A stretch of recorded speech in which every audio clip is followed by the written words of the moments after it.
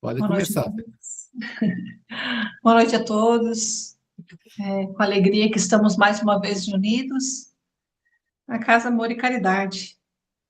Vamos então iniciar o nosso Evangelho da noite com a oração a Maria Santíssima, nossa Mãe Abnegada, pedindo que ela derrame suas bênçãos sobre todos nós, que envolvam os nossos lares e as pessoas que estão em nossos pensamentos. Ave Maria, cheia de graça, o Senhor é convosco. Bendita sois vós entre as mulheres, e bendito é o fruto do vosso ventre, Jesus.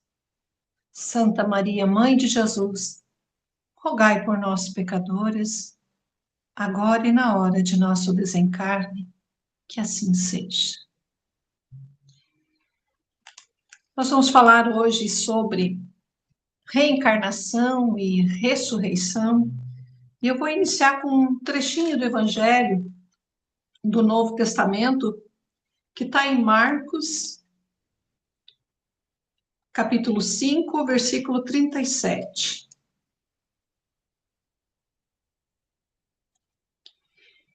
Estando ele ainda falando, chegaram alguns dos principais da sinagoga, a quem disseram a um deles: a tua filha está morta. Para que enfadas mais o mestre? E Jesus, tendo ouvido estas palavras, disse ao principal da sinagoga: não temas, crê, somente crê. E Jesus não permitiu que alguém o seguisse, a não ser Pedro, Tiago e João, irmão de Tiago. E tendo chegado à casa do principal da sinagoga, viu o alvoroço e os que choravam. Choravam muito e pranteavam. E entrando, disse: por que vos alvoroçais e chorais? A menina não está morta, ela dorme. E riam-se dele, porém. E tendo-os feito sair, tomou consigo o pai e a mãe da menina e os que com ele estavam, e entrou onde a menina estava deitada. E tomando a mão da menina, disse-lhe: Tálita cumi, que traduzindo é: menina, a ti te digo, levanta-te. E logo a menina se levantou e andou, pois que ela já tinha 12 anos, e assombraram-se com grande espanto. E mandou-lhes expressamente que ninguém o soubesse, e disse que lhe dessem de comer. Então, nós temos essa passagem em que, naquela época de Jesus, há 2000 anos atrás, a ciência, a medicina, era muito diferente da nossa de hoje. As possibilidades de verificação, né, de um estado comatório, de um estado de catalepsia, que é quando alguém tem uma aparência de morte e às vezes dura dias, meses, anos, e a pessoa podia ser dada como morto, e era por isso que naquela época muitas pessoas eram enterradas vivas. Mas assim como o caso de Lázaro, também, que fazia 3 dias que estava sepultado, essa menina também estava conectada ao seu corpo físico. Nesse caso, existe uma ressurreição da carne, porque ainda está ligado o espírito na carne. Existem 2 tipos que a gente pode exemplificar de ressurreição na carne.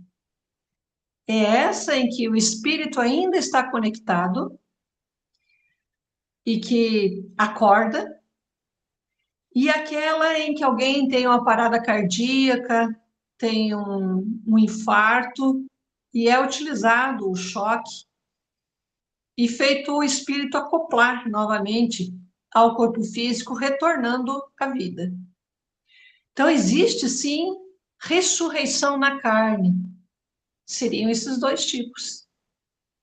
Agora, se tivesse desligado o fio da vida, o laço que une o espírito à carne, se estivesse realmente morto, aí a própria ciência hoje nos explica que os átomos, uma vez desintegrados, o nosso corpo, sendo 75% água, vai evaporar. E esses elementos, esse oxigênio, esse hidrogênio, e também os outros elementos do corpo físico, dos ossos, vão dar vida a novos seres, a germes, a bactérias, e assim muitos outros bichinhos que vão crescer dessa putrificação da matéria orgânica, que é a matéria deste mundo terreno, faz parte deste mundo, é da formação do globo. É um corpo adquirido dos nossos pais. O espírito vem como vento, não sabemos de onde ele vem e nem para onde ele vai. Agora, o corpo de manifestação do espírito procede do corpo dos nossos pais. Então, a lei da natureza, a lei de Deus, é que tudo que desintegre dê nova vida, que nada se perda, mas tudo se transforme infinitamente. E uma vez desintegrado um corpo, não tem mais como ajuntar esses elementos para uma ressuscitação de um corpo morto. Nem uma folha, depois de apodrecida e desintegrada, é possível cientificamente restituir uma folha, que dirá um corpo humano ou de um animal, uma vez que todos nós temos corpos espirituais que, após desligar do corpo físico, nos manifestamos, todos os seres vivos, numa outra dimensão. Então, fica explicado dessa forma hoje, que é uma coisa que Jesus não podia falar naquele tempo, porque ainda não tínhamos capacidade de entendimento, e que hoje nós podemos, através da ciência, ter as comprovações. Já a ressurreição na carne é possível. Quer dizer, o espírito livre aparecer de novo no mundo, numa nova carne, no novo corpo. Aí nós vamos pegar várias passagens do Evangelho que Jesus demonstra para nós essa possibilidade. Quando ele diz a Nicodemos, Nicodemos, para ser perfeito como Deus é perfeito, para saber de todas as coisas, é preciso nascer de novo. E Nicodemos, naquela época, pergunta, mas como que eu vou nascer de novo? Porventura, eu, sendo velho, vou entrar de volta no útero da minha mãe? E aí Jesus diz assim, não importa, Nicodemos, se você não tem entendimento dessas coisas, porque é preciso nascer de novo para que entenda. E aí nós temos aquela passagem em que em João, capítulo 9, Jesus cura um cego de nascença. E os apóstolos perguntam, quem pecou para que nascesse cegos de nascença?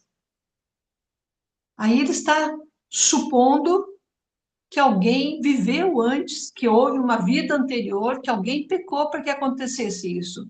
O que nos traz esse entendimento que os antigos cristãos acreditavam na reencarnação, nas vidas sucessivas.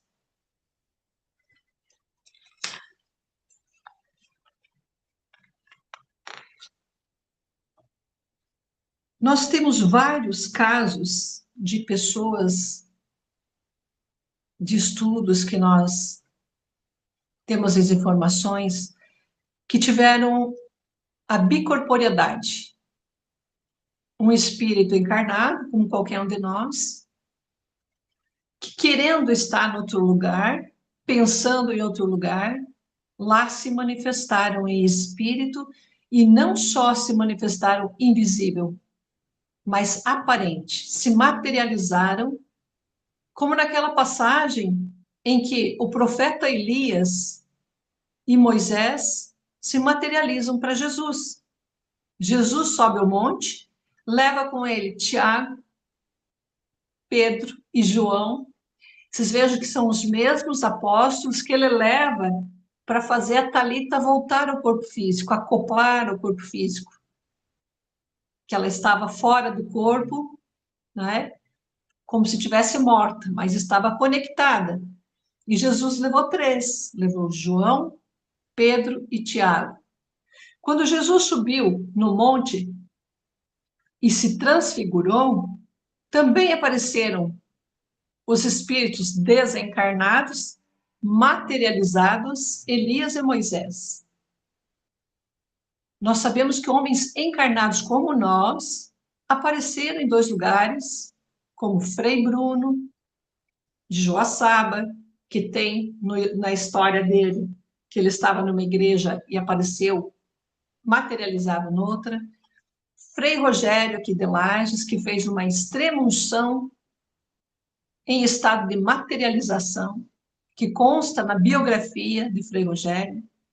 São Francisco de Assis rezou uma missa numa formação, ele estava rezando uma missa e se manifestou numa formação dos franciscanos a quilômetros de distância.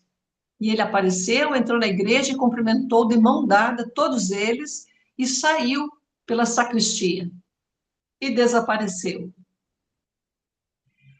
Nós temos uma irmã chamada Maria de Agreda,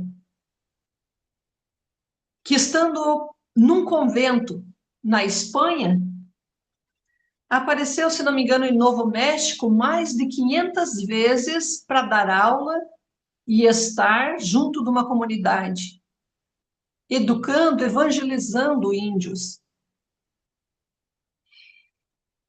Esse corpo espiritual que se materializou desses encarnados é o corpo de sobrevivência, é o corpo ressuscitado que nosso Senhor Jesus Cristo aparece depois da sua morte. Ninguém sabe dizer se o corpo de Cristo foi enterrado ou se o corpo do Cristo desintegrou os átomos ao romper o laço pela potência de luz que ele era.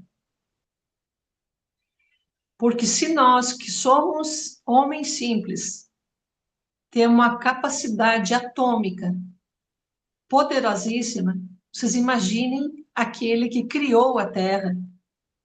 Se ele não teria a capacidade, ao romper esse laço, da sua energia, desintegrar os seus próprios átomos. E depois Jesus aparecia com as portas fechadas.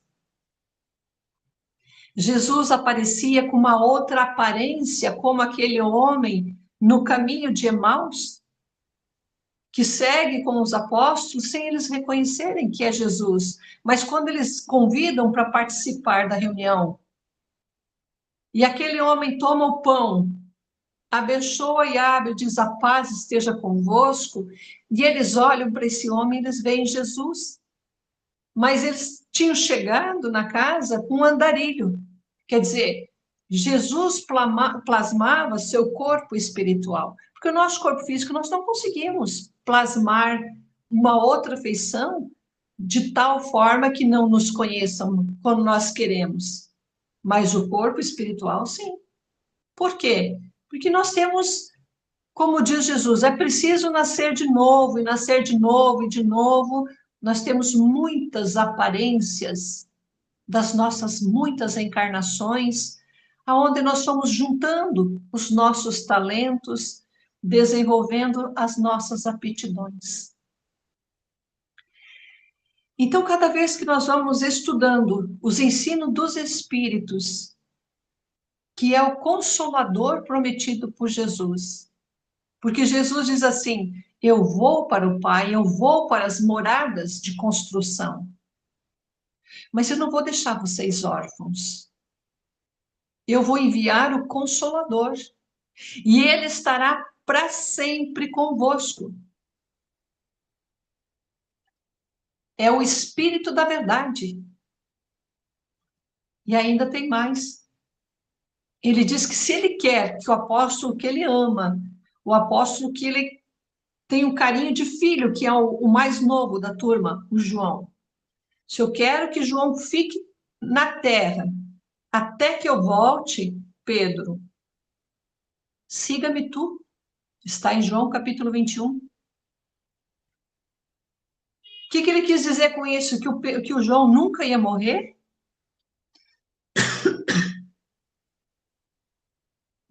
Não. Ele disse que João ia morrer, ia nascer de novo na terra, ia morrer, ia nascer de novo na terra, e assim ele tem feito. Ele tem encarnado de tempos em tempos, e nós temos a certeza de que foi Francisco de Assis, João Hus, Allan Kardec, e da minha parte, eu entendo que seja Francisco Cândido Xavier, e que daqui a pouco vai reencarnar de novo para dar continuidade nessa obra. E nós somos os convidados para entender as coisas que naquela época não era possível. João, no capítulo 21, ele diz que se fosse escrever tudo o que tinha para falar dos ensinos de Jesus, achava ele que não caberia no mundo a quantidade de livros. Se fosse falar tudo sobre Jesus. Vocês imaginem que hierarquia tem o nosso mestre, o nosso guia. Então, essa é a diferença de ressurreição e de reencarnação. Quando nós ressurgimos na Terra numa nova vida, numa reencarnação, né? Nós estamos ressuscitados na carne nova. Quando nós temos uma parada cardíaca e alguém nos ressuscita, nós estamos retornando ao corpo, sem interrompido o laço. Quando alguém com aparência de morte é restituído à vida, é o estado de catalepsia, é porque não tinha rompido, ainda estava vivo, apenas fora do corpo. E que diante da ciência humana e das leis de Deus, aquilo que desintegra da vida novos seres não pode ser matado, os serizinhos, para dar de volta aquele corpo, para que o espírito se manifeste. E porque Jesus é o nosso guia e modelo. E ele mesmo apareceu muitas vezes, inclusive quando procuravam ele dentro da tumba, ele estava fora, com a aparência de um jardineiro. E Maria, que foi a sua maior apóstola, depois de Maria, sua mãe, a Maria de Magdala, não o reconheceu e perguntou, questionou: aonde foi que tu colocaste o meu Senhor? Diga onde colocou que eu vou buscá-lo. O corpo, né? E ela só vai reconhecer Jesus em corpo espiritual quando a voz dele sai e diz: mulher, por que choras? E então ela o reconhece, porque ele, assim como Elias, assim como Moisés, estava materializado em corpo espiritual, que é a única possibilidade que nós temos após a morte definitiva. É aparecer em corpo espiritual, como está em Coríntios capítulo 15, versículo 44. que diz assim: há corpos terrestres e há corpos celestes. O sangue e a carne não herdarão o reino dos céus, mas o corpo espiritual. Coríntios, capítulo 15, versículo 44. Acho que na segunda carta de Coríntios, porque eu não estou achando na primeira. Deixa eu ver se eu encontro aqui para mim ler para vocês. Coríntios 15, capítulo 15, versículo 44. Semeia o corpo natural, que é o corpo dado pelos nossos pais. O espírito só precisa desse corpo, desse aqui, para esta vida. Quando ele não tiver mais natureza de manifestação, eu me desprendo dele, me revisto do meu corpo espiritual e encontro os que já se foram na minha frente. Minha mãe, meu pai, minha avó, meus irmãos. Se eles estiverem na espiritualidade, se eles estiverem reencarnados, já numa criança, no adolescente, no homem, numa mulher na Terra, eu estando em espírito, posso encontrá-los durante o sono, quando eles dormirem e em espírito puderem se manifestar como Jesus se manifestou, com a aparência de um andarilho, com a aparência de um jardineiro. Eu posso me manifestar, então, a pessoa pode se manifestar, então, como ela foi, para mim. Mas para os que ela conhece nessa encarnação, que ela está agora encarnada, ela vai se mostrar como ela é. Durante o sono, se ela sonhar com o papai, com a mamãe, em espírito, eles vão se ver da forma que eles estão vivendo. Mas e como que vai se mostrar para ti como quando te conhecia? Porque o espírito nosso tem essa capacidade, conforme a necessidade e a evolução. Pena que ainda muitos saiam da Terra dormindo, fiquem dormindo por um bom tempo e reencarnem, sem nunca aproveitar o plano espiritual, os mundos e as pessoas que vivem nesses mundos, pela falta de preparo, pela falta de entrega, de amor à espiritualidade, por falta de desenvolvimento. Por isso, no capítulo 12 de Coríntios, São Paulo nos convida a desenvolver os nossos dons espirituais, no Coríntios, capítulo 12. Há uma diversidade de ministérios, mas o Senhor é o mesmo. Há uma diversidade de operações, mas é o mesmo Deus que opera em todos. Mas a manifestação do Espírito é dada a cada um para o que for útil. Porque a um, pelo Espírito, é dada a palavra de sabedoria. A outro, pelo mesmo Espírito, a palavra de conhecimento. A outro, pelo mesmo Espírito, a fé. A outro, pelo mesmo Espírito, os dons de curar. A outros, a operação de maravilha. A outros, as profecias. A outro, de discernir os espíritos se são bons e se são maus. A outros, a variedade de línguas. A outros, interpretar as línguas. Mas um só é o Espírito que opera em todas essas coisas, repartindo particularmente a cada um como quer. Porque assim como o corpo é um e tem muitos membros, e todos os membros desse corpo, sendo muitos, são só um corpo, assim é Cristo também em nós. E Deus, no qual nós vivemos e nos movemos todos os dias. Deu o nosso tempo, né, amigo? Não?